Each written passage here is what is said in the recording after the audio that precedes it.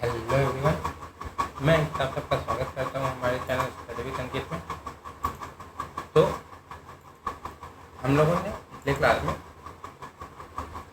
Percentage का net percentage देखा था, कुछ स्पेशल केसेस देखे थे, ठीक है। फिर लास्ट में हमने reversing the change by same percentage देखा था कि अगर सेम परसेंटेज से आगे जा रहे हैं, मतलब ओरिजिनल प्राइस से अगर हम कुछ परसेंटेज आगे जा रहे हैं तो फिर वापस अगर ओरिजिनल प्राइस पाएंगे तो कितना परसेंट चेंज होगा, ठीक। तब उसी से रिलेटेड एक और है जिसका नाम है प्रोडक्ट कॉन्स्टेंसी।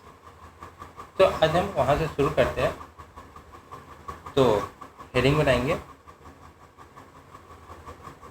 Product constituency. तो अब टॉपिक आगे शुरू करने से पहले सबसे पहले चैनल को सब्सक्राइब करें, वीडियो लाइक करें, ठीक है, और लोगों को शेयर करके बुला दें। तो शुरू करते हैं।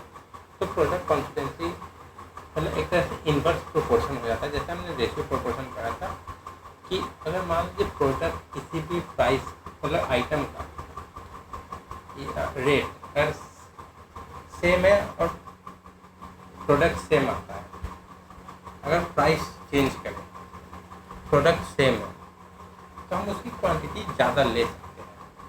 मतलब अगर 10 पेंसिल खरीद रहे हैं 15 रुपये में तो प्रोडक्ट कितना है 150, ठीक है। 10 पेंसिल है, रेट क्या है, रेट को अगर हम कम कर दें पर ये प्राइस सेम रहना है तो पेंसिल का दाम बढ़ जाएगा। तो यहाँ पे प्रोडक्ट कांस्टेंट, प्रोडक्ट चेंज नहीं हो रहा है। तो इसमें हम लोग यही देखेंगे कि प्रोडक्ट चेंज नहीं होगा, ठीक है। तो चलिए इसको देखते हैं।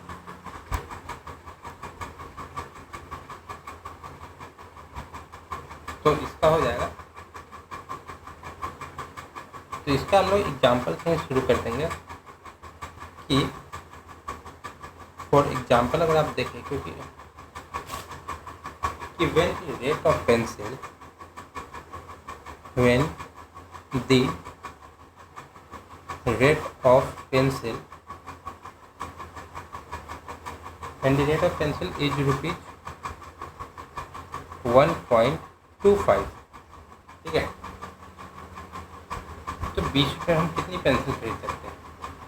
Then we can purchase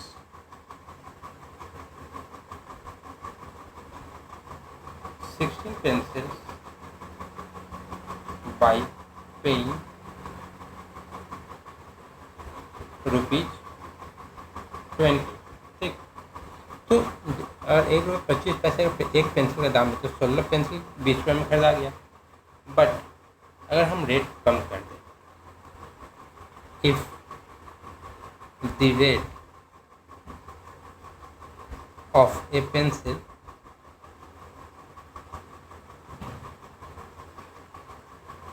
is decreased by rupees 0.25, then we can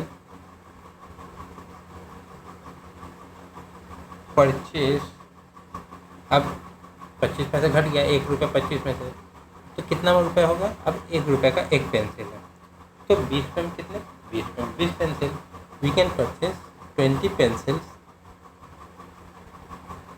by paying ₹20। तो हमारे पास पैसा अमाउंट सेम है, ठीक। पर अगर पेंसिल का रेट अगर कम ज़्यादा होगा तो हम पेंसिल कम ज़्यादा खरीदेंगे। मतलब अगर पेंसिल का रेट कम हो गया तो हम ज़्यादा पेंसिल खरीद सकते हैं। पेंसिल का रेट अगर बढ़ गया तो हम पेंसिल कम खरीद सकते हैं। अब इसको एक्सप्लेनेशन में देखिए। एक्सप्लेनेशन कैसे?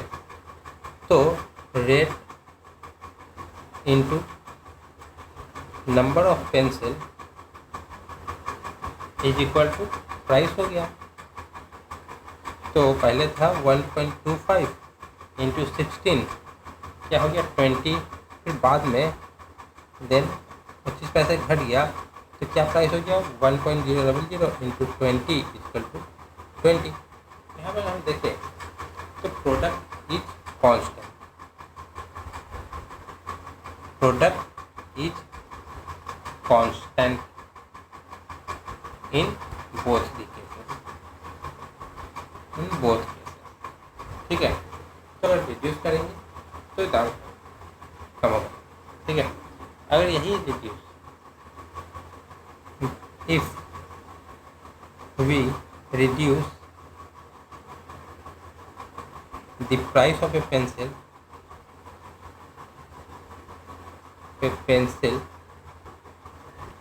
to rupees 0.50, then we can purchase, तो 50 पैसे हो गया, घटा के हमने कितना कर दिया प्राइस, 50 पैसे, मतलब 1 रुपये में 2 पेंसिल, 20 रुपये में 40 पेंसिल आ जाएगा। Then we can purchase 40 pencils in ₹20, तो 20 रुपये में अब हम 40 पेंसिल खरीद सकते हैं। तो इनका कुछ एग्जाम्पल होता है प्रोडक्ट कॉन्स्टेंसी का। तो sum examples of product constancy.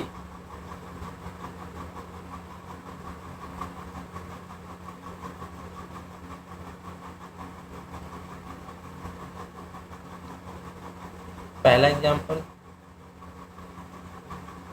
Speed into time is equal to distance. अब इसमें क्या था, अगर स्पीड बढ़ेगा टाइम कम लगेगा, डिस्टेंस सेम है तो। ठीक, second, rate into time is equal to cost.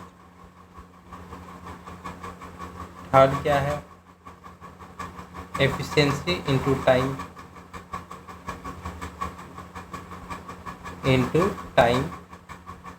Is equal to work. यहाँ पे जो हम ये राइट साइड लिख रहे हैं ये सारे कांस्टेंट होंगे और ये एक दूसरे से इन्वर्सली प्रोपोर्शनल होंगे। स्पीड बढ़ेगा तो टाइम कम लगेगा, टाइम ज़्यादा लगेगा तो स्पीड कम होगा। उसी तरह रेट ज़्यादा है तो टाइम कम लगेगा, टाइम कम ज़्यादा लग रहा है तो रेट कम होगा, और सिर्फ एफिशिएंसी का भी सेम है। फोर्थ, लेंथ इंटू ब्रेथ, तो एरिया कांस्टेंट है। ठीक है, तो लेंथ बढ़ा तो ब्रेथ को घटना ही पड़ेगा, तभी तो एरिया कांस्टेंट होगा। दोनों बढ़ेंगे फिर कांस्टेंट नहीं रहेगा। Fifth, average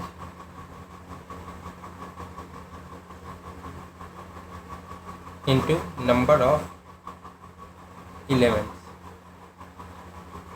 is equal to total value. Sixth, rate into quantity, क्या हो जाएगा, प्राइस और एक्सपेंडिचर।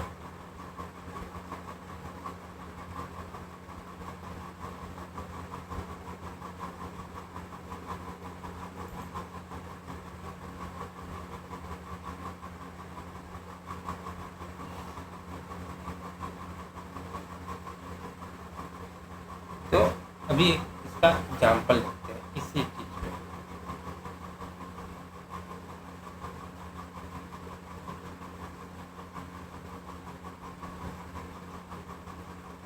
तो एग्जाम्पल है, the price of sugar is increased by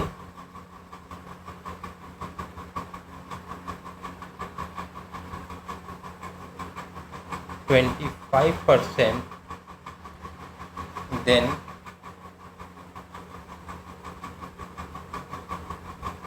by how much percent should a customer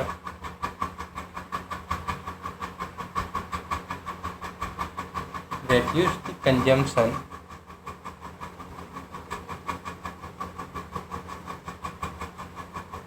तो कंजम्पशन को हम लोग क्या बोल सकते हैं?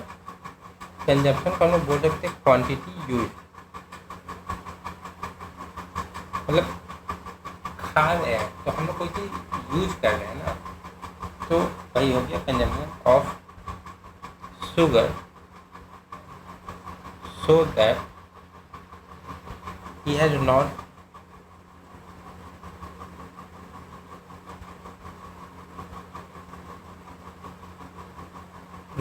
to increase his expenses on sugar। तो क्वेश्चन में कह रहा है कि जो चीनी का दाम, शुगर का प्राइस है वो 25% से बढ़ गया, ठीक है। तो अब जो कस्टमर है, अब मान लो पहले खरीदता था 100 किलो, अब 25% दाम बढ़ गया, तो अगर 100 किलो खरीदेगा तो उसका एक्सपेंस खर्चा बढ़ जाएगा, तो उसको कितना और कम करना पड़ेगा जिससे उसका खर्चा ना बढ़े, ठीक है। तो इसको देखेंगे तो ये हमारा प्राइस वाला है, price into quantity equal to expenditure, ठीक है। तो price into quantity equal to expenditure, मतलब खर्चा हो जाएगा कि जितना प्राइस है उस हिसाब से अगर हम कुछ सामान खरीद रहे हैं 1 किलो 2 किलो तो खर्चा तो बढ़ेगा ही, तो यहाँ पे वही है, ठीक है। तो हम पहले मान लेते हैं कि पहले चीनी का दाम था 100 रुपये और ख़रीदते थे 100 किलो, तो खर्चा कितना होता था? 1 2 10,000, ठीक है। अब इसका दाम में 25% का इंक्रीमेंट हुआ, मतलब बढ़ गया, इंक्रीज हो गया, तो 100 में 25% अगर होगा तो ये प्राइस कितना हो जाएगा? 125। क्वांटिटी हमें पता लगाना है और एक्सपेंडिचर सेम रखना है, ठीक है। तो यहाँ से x की वैल्यू तो आ जाएगी, तो x is equal to 10,000 divided by 125 is equal to 80। तो क्वांटिटी हमारा x आ गया 80, पहले कितना था 100, अब 100 से आ गया 80 पे, therefore reduction percentage is equal to,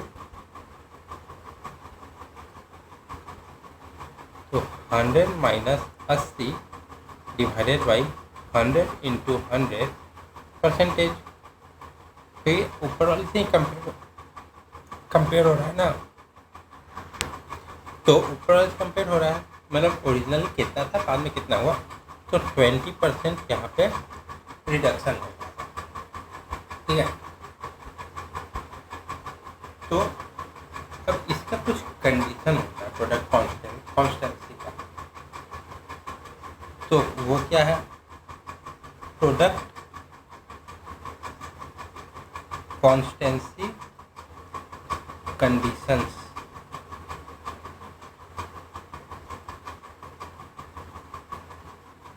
ठीक है। तो इसमें पहला कंडीशन है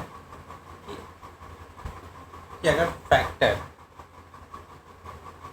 मतलब कोई भी प्रोडक्ट है, एक फैक्टर अगर 3% से इंक्रीज हो रहा है तो दूसरा फैक्टर डिक्रीज होना ही होना है, ठीक है। एक बढ़ेगा तो दूसरा घटना पड़ेगा, तभी तो उसका प्रोडक्ट मतलब एक बराबर सेम रहे, कांस्टेंट रहे। तो पहला क्या है? When one factor of a product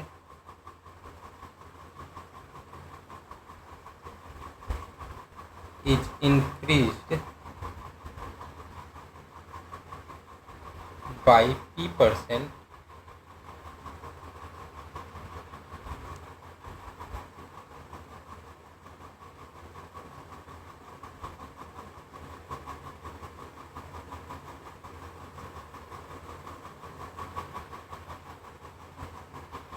by P%,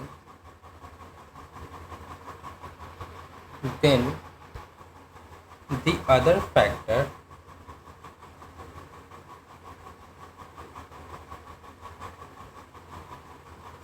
will be decreased by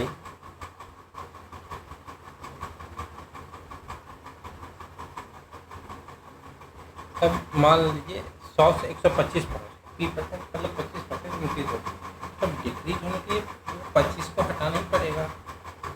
तो कितना से होगा P by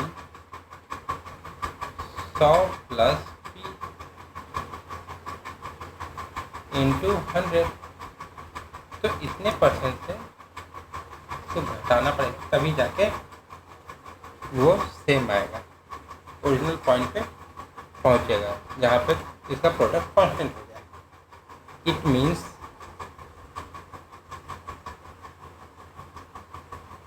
when one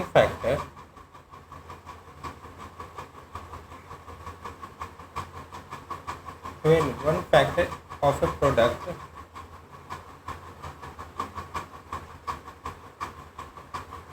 is increased by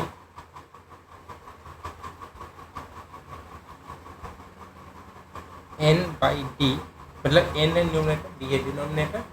तो ये क्या होता है, जैसे कि है 20% है, इसको हम 1/5 लिख सकते हैं। तो ये हो गया n, ये हो गया d, ठीक, यही चीज़ है n by d। Then the other factor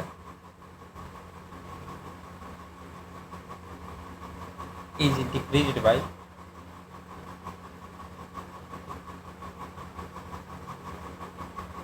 n by d plus n। ये हमने कल भी देखा था, ये सेम चीज़ है जो कल हमने देखा था, ठीक है। अब आते हैं दूसरे पे, इधर ये तो इंक्रीज कर, अब डिक्रीज होगा तो क्या होगा,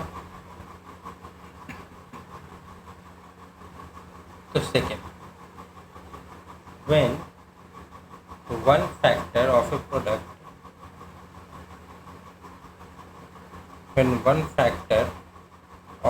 product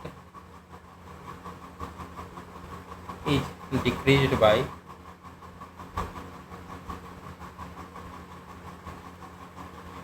P%, then the other factor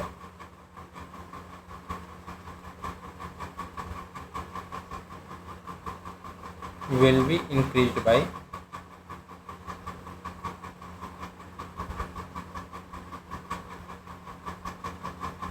अब ये डिक्रीज हो गया, मतलब ये अब 100% से कम में आ गया है।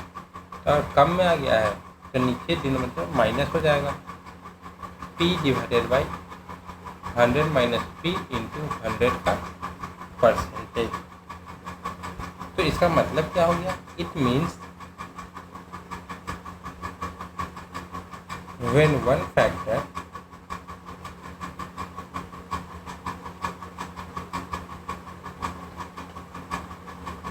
of a product is decreased by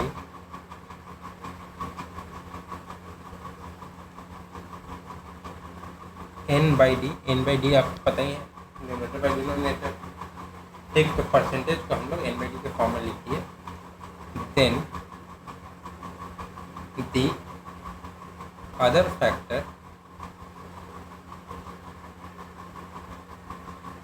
must be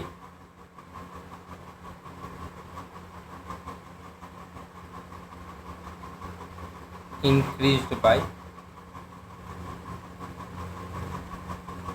n by d minus n। अभी देखिए, जब P% डिक्रीज हो गया, मतलब 100 से नीचे आ गया, तो जहाँ भी लगेगा वो माइनस का साइन लगेगा, ठीक है, नहीं तो प्लस का साइन लगेगा। अब इस पर हम लोग एग्जाम्पल लिखते हैं।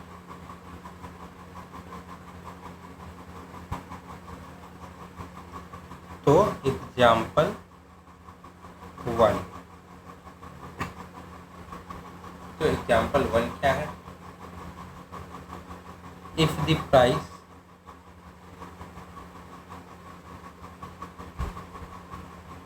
of a commodity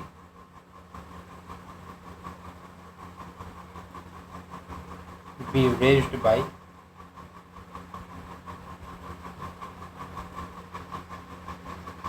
20%, then by how much percent?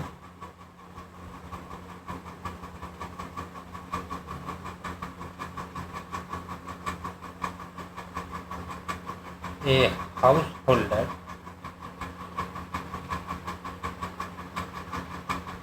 reduce his consumption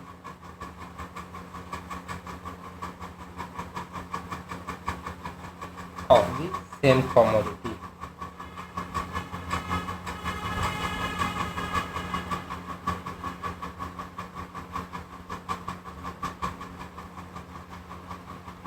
So that his expenditure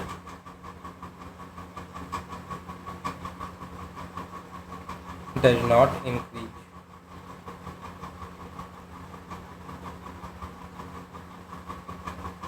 ठीक है, तो क्वेश्चन कह रहा है कि कमोडिटी का प्राइस जो है 20% से रेज हो गया। ठीक है, तो हाउस होल्डर कंजप्शन कितना कम करेगा कि एक्सपेंडिचर इसका बढ़े। ठीक है, तो यहाँ पे हम देखें तो जो प्रोडक्ट है वो कांस्टेंट है, मतलब कि एक्सपेंडिचर कांस्टेंट। तो क्या फॉर्मूला होता है? Rate into consumption. ठीक है, क्योंकि प्राइस बढ़ा है तो रेट बढ़ा और कंजम्पशन पे चेंज नहीं आना है। तो कंजम्पशन मतलब कंजम्पशन चेंज आना है, एक्सपेंडिचर पे चेंज नहीं आना है। ठीक है, तो सिंस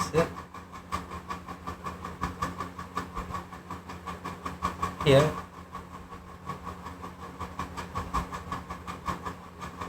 expenditure is constant, या उसको प्रोडक्ट बोलेंगे,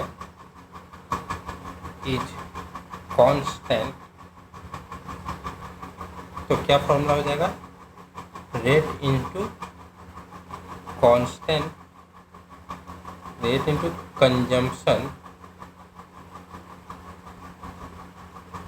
is equal to expenditure.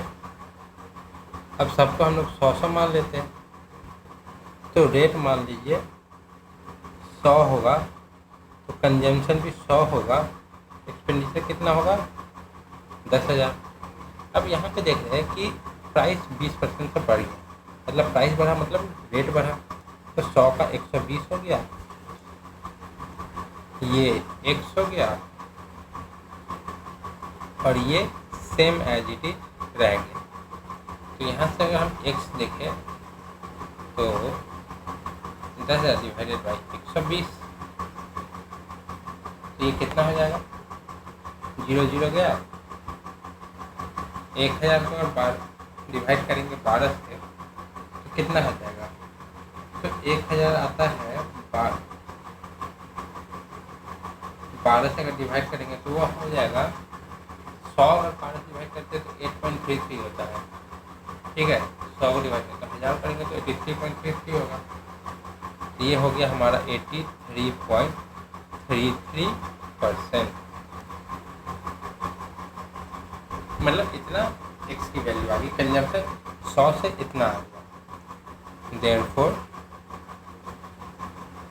Decrease in value is equal to 100 minus 83.33 divided by 100 into 100 percentage.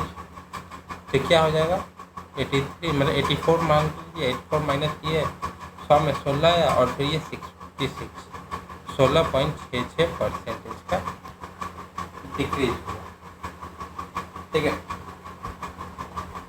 अब अगला एग्जाम्पल देखेंगे। एग्जाम्पल 2, तो एग्जाम्पल 2 क्या है? If the price of petrol falls down by 20%, falls down by 20%, by how much?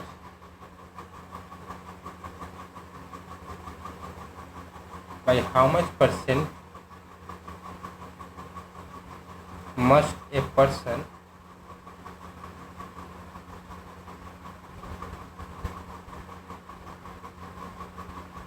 increase its consumption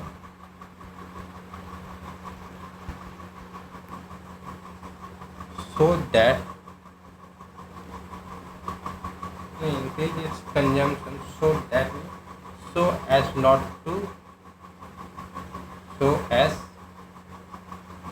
to decrease the expenditure.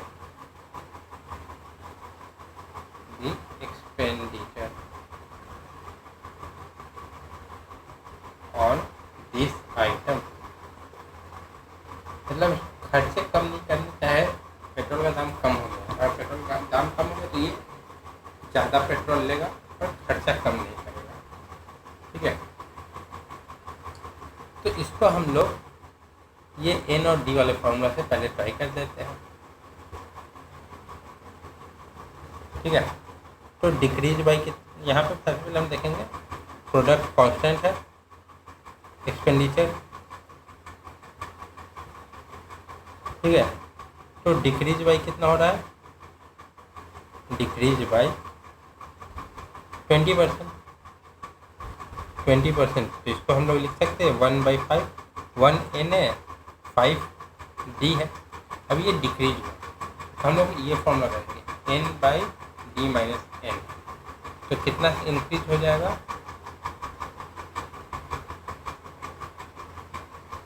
Formula क्या हो जाएगा? n/d का n/d-n। ये फॉर्मूला हम लोग यहाँ पुट करते हैं। n कितना है? 1/5 - 1 = 1/4 = 1/4 कितना होता है? 25% से इसको इंक्रीज करना होगा। ठीक है, इसको हम दूसरे तरीके से देख लेते हैं। ठीक है, तो क्या दिया हुआ था? रेट कंजम्पशन और एक्सपेंडिचर। तो मान लीजिए पहले रेट था 100, कंजम्पशन था 100, तो खर्चा कितना हुआ? 10,000। ठीक, अब क्या हुआ? इसका रेट में 20% का गिरावट आ गया, 80 हो गया। तो कंजम्पशन कितना हो जाएगा? तभी एक्सपेंडिचर सेम। तो x = 10,000 / 80, ये हो गया 125। कंजम्पशन बढ़ गया 25 से, तो 125 - 100 / 100 × 100%। ये क्या हो गया? 25% का इंक्रीमेंट हुआ। ठीक है, तो अब आते हैं अगला एग्जाम्पल पे।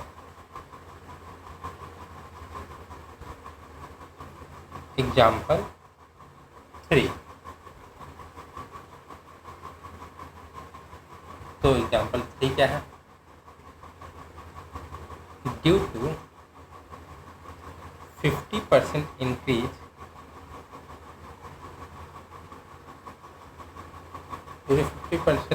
in the price of rice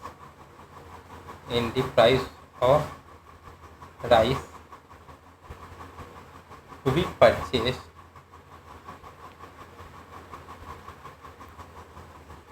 five kg less rice, 5 kg less rice with the same amount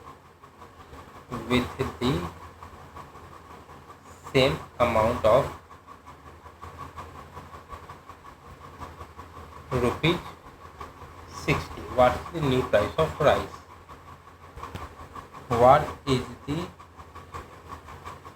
new price of rice? ठीक है, तो क्वेश्चन में 50% चावल के दाम में इंक्रीजमेंट हुआ। ठीक है, तो अब बढ़ गया दाम, तो हम लोग 5 किलो राइस कम खरीद पा रहे हैं ₹60 में, ठीक है। तो what is the new price of rice, तो चावल का नया दाम निकालना है, ठीक। तो अब इसमें हम देखेंगे कि प्राइस में कितना इंक्रीज हुआ, इंक्रीज इन प्राइस, और फिर देखेंगे decrease in price.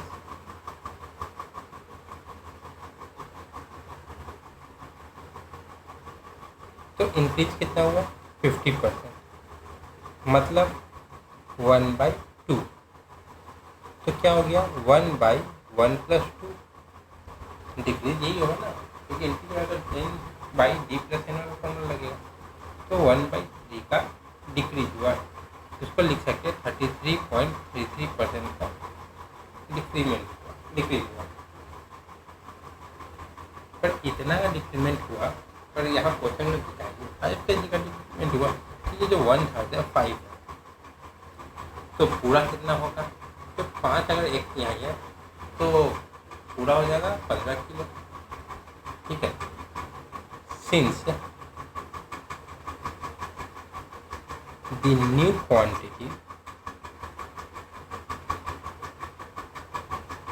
Quantity of rice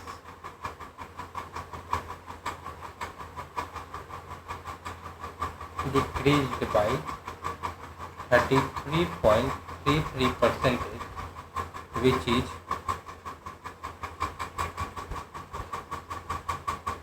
equal to 5 kg, मतलब 33.33% इक्वल टू 5 kg। तो 100% कितना हो जाएगा, 5 × 3 15 kg, ठीक है। तो इनिशियल प्राइस कितना हो गया 15 किलो था, so initial price is equal to कितने रुपए थे इसके बाद 60, क्वांटिटी कितना था 15 किलो, तो 4 रुपये ₹4 पर kg का इसका प्राइस। तो फाइनल प्राइस कितना हो जाएगा, एंड फाइनल प्राइस, तो चावल 60 रुपये इसके पास है, पहले 15 किलो खरीदा था, अब 5 किलो कम खरीदा है, तो मतलब 10 किलो खरीदता है, तो नया प्राइस हो जाएगा ₹6 पर kg, ठीक है। अगले पे आते हैं, example 4, the length of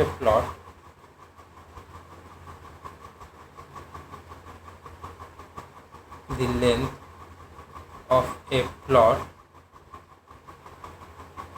is decreased by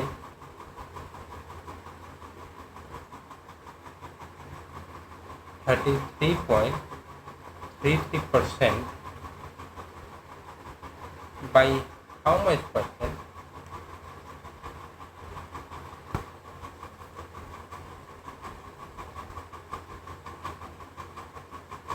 by how much percent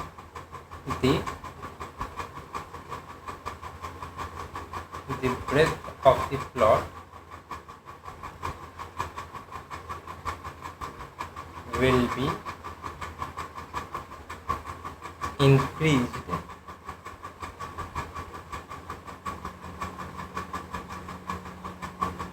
so that the area remains constant, that the area remains constant, ठीक है। तो क्वेश्चन कह रहा है कि लेंथ 1/3 बढ़ गया, तो ब्रेथ को कितना कम करना होगा कि एरिया सेम रहे, ठीक है। तो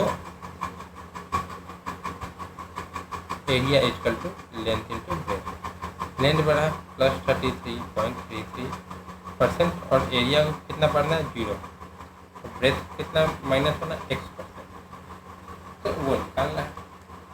तो डिक्रीज, यहाँ डिक्रीज कितना हुआ है 1/, मतलब 33.33, तो ये हो गया 1/3। तो इंक्रीज कितना होगा, तो n/d - n, तो 1/3 - 1 = 1/2 = 50% अगर हम एरिया डिक्रीज करें, ब्रेथ डिक्रीज करें, तो एरिया कांस्टेंट हो जाएगा। ठीक है, ठीक है। अगला टॉपिक, अगला हेडिंग करते हैं, difference between by and to. B U Y वाला बाई नहीं, बी वाई वाला बाई। डिफरेंस बिटवीन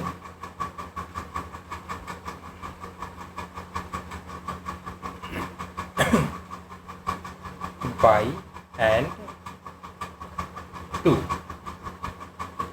ठीक है, तो इसको भी हम लोग एग्जाम्पल से देखेंगे कि मान लीजिए दी income is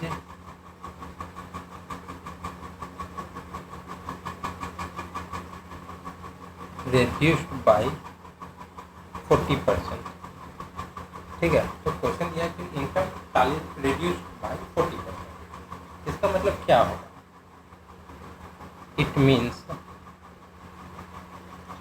the new income is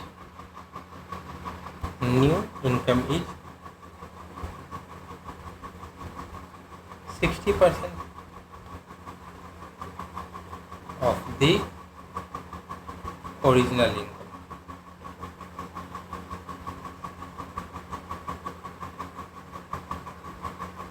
ठीक है, तो मतलब रिड्यूस हो के 40% से घटाए हो, तो मतलब 100 में 40% घटा कितना होगा? 60%। तो 60% हो गया नया इनकम। ठीक है, अब आते हैं ये बाई का हो गया, टू का क्या हो गया?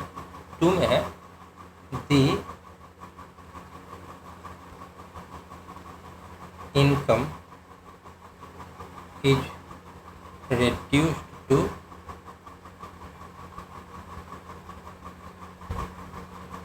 the income reduced to 40%। it means the new income is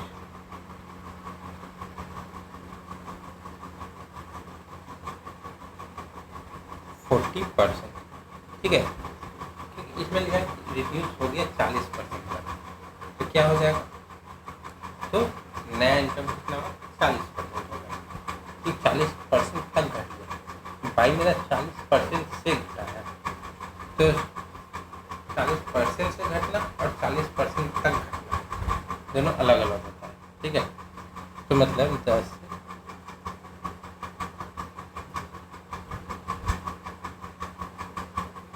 by represents difference और टू रिप्रेजेंट्स फाइनल वैल्यू। तो मैंने लिखा है कि 40% तक घट गया, 40% तक पहुंच गया, और लिखा है कि 40% से घट गया तो 60% बचा है। ठीक है, अब आते हैं एग्जाम्पल्स पे। तो इसका एग्जाम्पल पहला है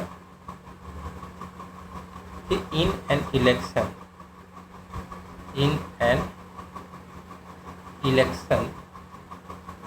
between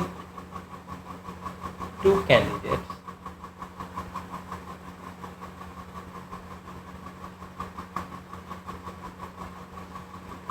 the candidate who got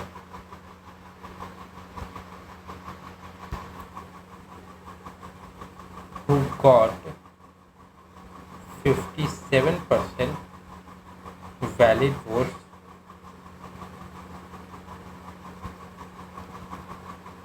won by majority of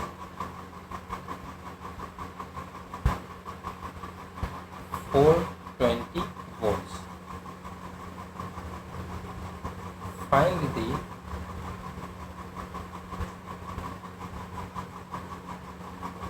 total number of valid votes।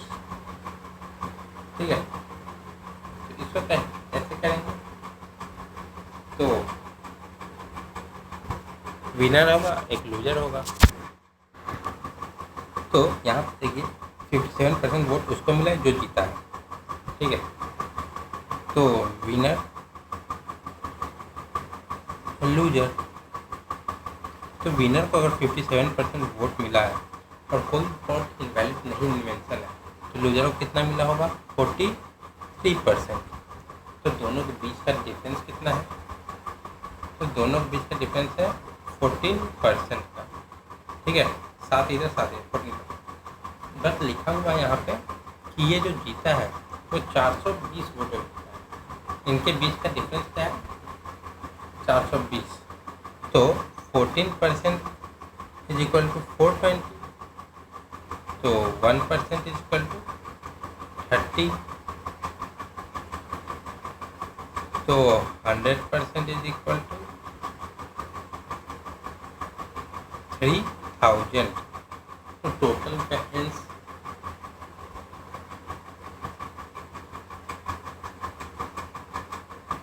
Total valid votes is equal to 3000। तो टोटल वैलिड वोट कितने हैं? 3000। अब आते अगले एग्जाम्पल पे। एग्जाम्पल 2। ठीक है, तो एग्जाम्पल है due to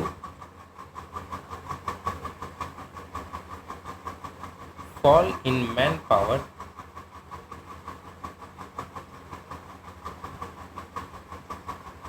the production in the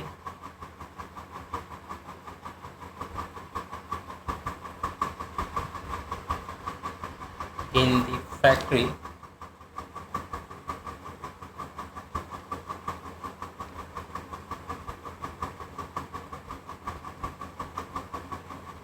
decreases by 60%. By what percent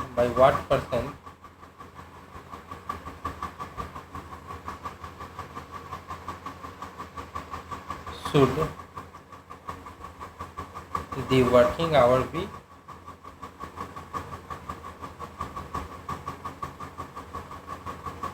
Increased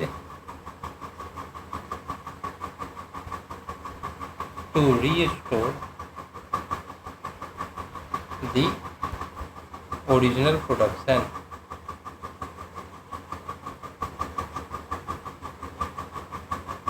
in the factory.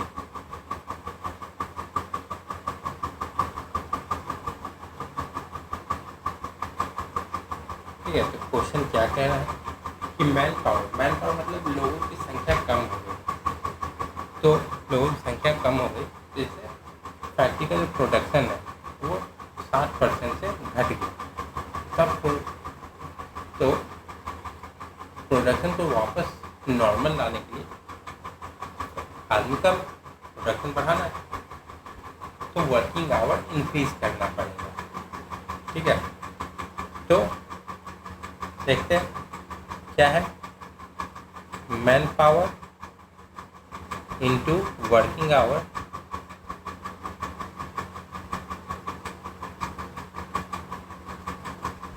Is equal to production. ठीक है, man power equal product, working hour equal production. अब मैन पावर के कारण production क्या हो गया? 60% घट गया। तो हमें वर्किंग आवर कितना बढ़ाना होगा कि प्रोडक्शन बराबर रहे? तो कितना घटा? -60% हुआ, तो मतलब 3/5 कम हो गया। तो अब हमें क्या करना होगा? तो फॉर्मूला लगाना होगा। n बाई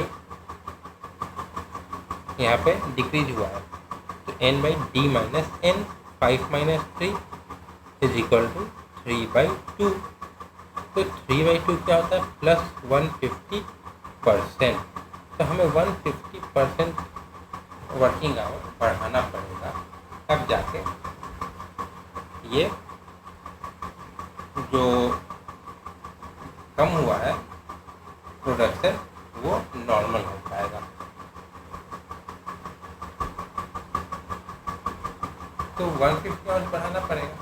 तो पहले से जो 150 आवर्स एक्स्ट्रा बढ़ेगा, पहले 100% था, उसमें 150% बढ़ गया, मतलब ओवरऑल देखा जाए तो 250% हो गया, मतलब 100 से 250 हो गया, मतलब 2.5% का 2.5 टाइम्स का इंक्रीमेंट हुआ है।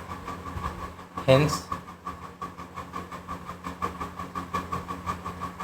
by 150% working hours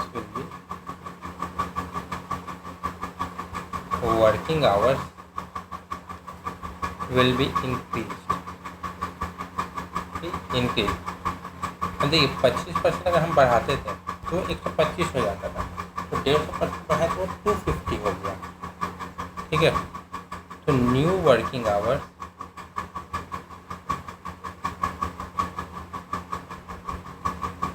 will be 2.5 times 1 plus 1.5 times, ठीक है, ऑफ द ओरिजिनल टाइम। क्योंकि हमें 100 से 250 जाना है तो इतना पढ़ना नहीं पड़ेगा। ठीक है, तो अब आते हैं आज के आखिरी टॉपिक पे, मतलब परसेंटेज के भी आखिरी टॉपिक पे, जो कि है problem based on population.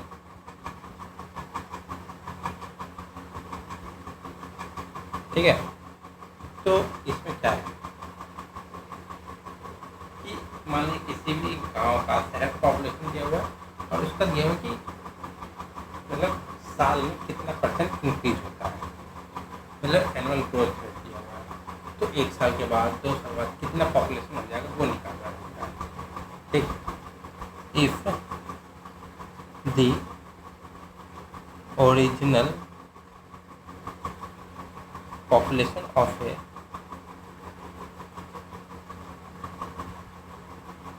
a locality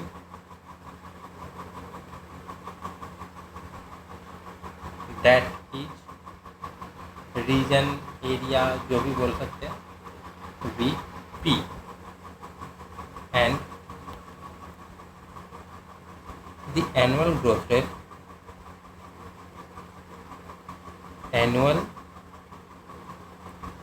rate is said to be R%। ठीक है,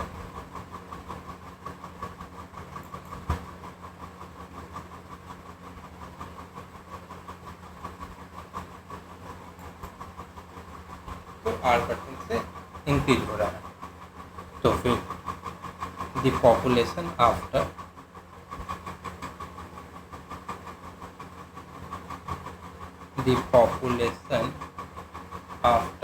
n years क्या हो जाएगा, P into 1 plus R by 100 का पावर n। ये उसका फॉर्मूला हो गया कंपाउंड रेट का एक तरह से। ठीक है, तो ये एक फॉर्मूला हुआ।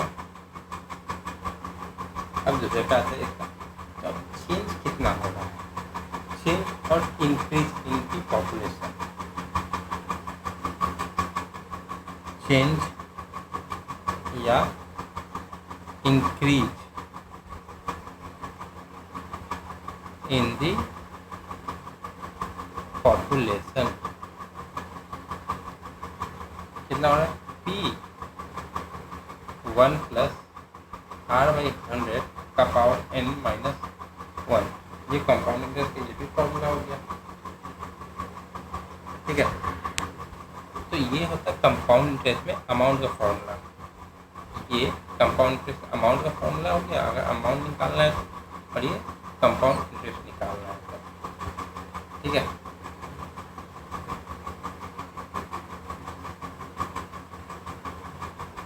ये हो गया उसका फॉर्मूला। अब अगला देखिए इसके नीचे, इफ देयर इज डिक्रीज, ये तो इंक्रीज करता है। If there is decrease in population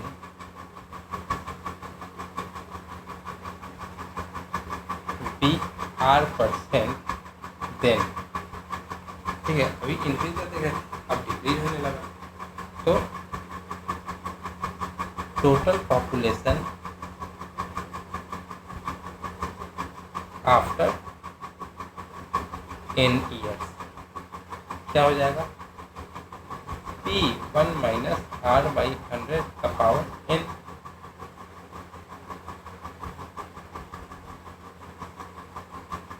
अब डिक्रीज, चलो अब निकालना कि कितना डिक्रीज हुआ, एंड डिक्रीज इन पॉपुलेशन क्या हो जाएगा,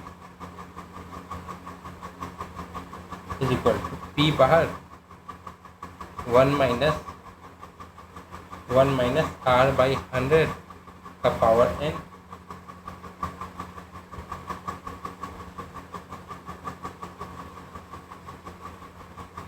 ये 4 फॉर्मूला है, तो ये 4 फॉर्मूला है इसके, ये 4 फॉर्मूला को याद रखना जरूरी है। अब आते हैं एग्जाम्पल्स पे, तो इसके 2 एग्जाम्पल देख लेते हैं। Example 1, if the annual increase in the population, if the annual increase in the population be 20%, and then present population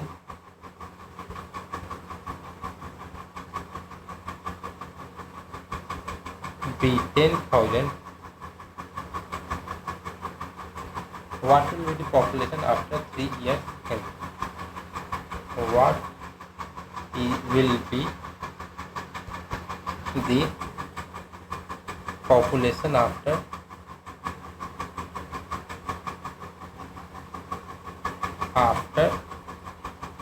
3 years hence? ठीक है, तो 3 साल के बाद क्या होगा, हर साल 20% बढ़ेगा।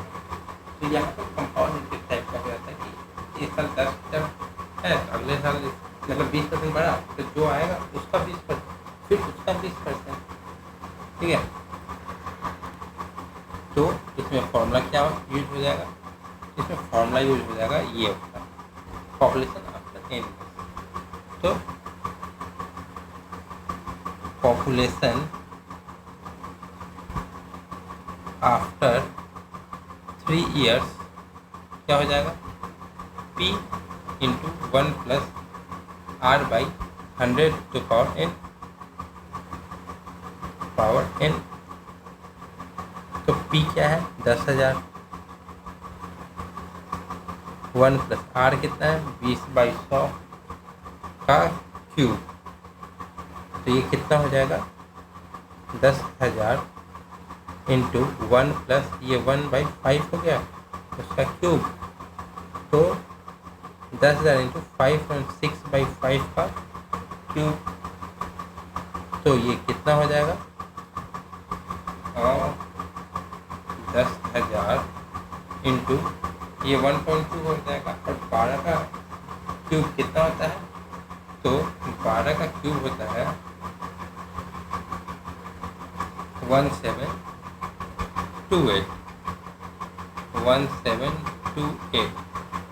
तो अब ये 1728 है, तो 3 के बाद यहाँ पे पॉइंट लग जाएगा क्योंकि 1.2 का क्यूब हुआ था, तो 10,000 इंटू 1.2 का क्यूब 2 है, तो 1 के बाद है, तो 3 के बाद हो जाएगा क्यूब में, ये हो जाएगा 4 जीरो है, ये 3 है, तो 17280 पॉपुलेशन हो जाएगा, ठीक है।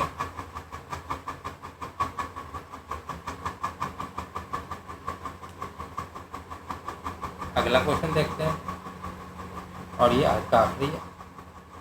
Example 2, the population of A town in the first year, the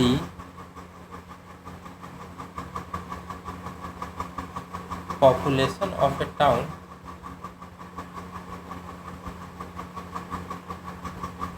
in first year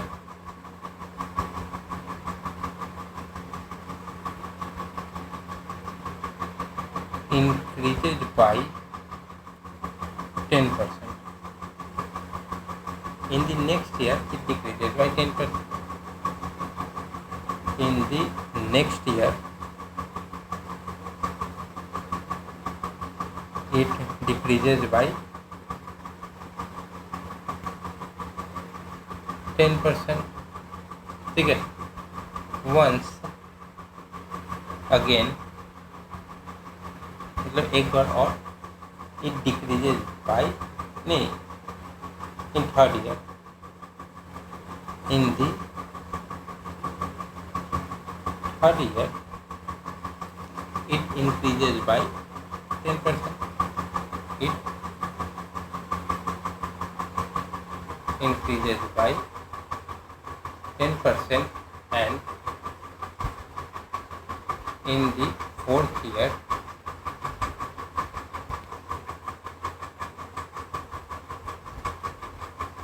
it decreases by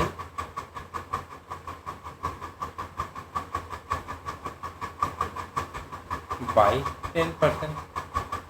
If the present population be 20,000, if the present population be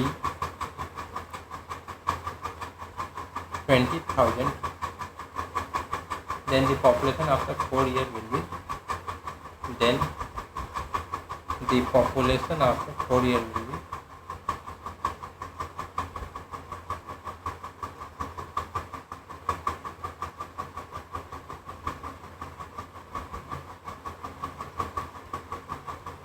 ठीक है.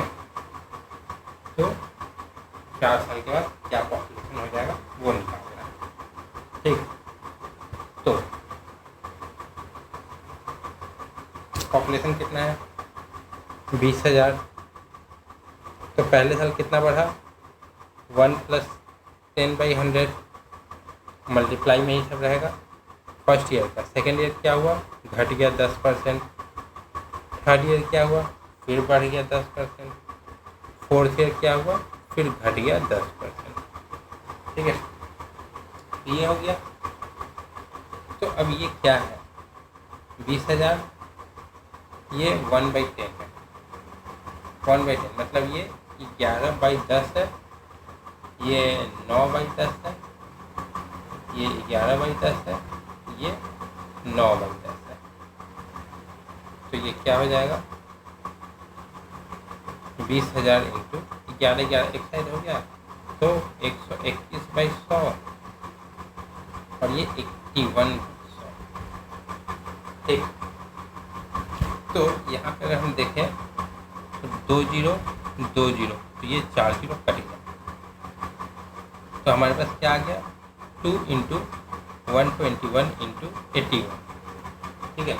तो 2 इंटू आया हमारे पास 181 × 121 × 81. ठीक है. तो ये कितना पॉपुलेशन हो जाएगा 19,602. तो 20,000 था तो यहाँ पे तो डिक्रीज हो गया. ठीक है. हमारे पास पॉपुलेशन होगी 19,602. तो इसी के साथ परसेंटेज चैप्टर खत्म होता है. तो वीडियो अच्छा लगा तो लाइक करें.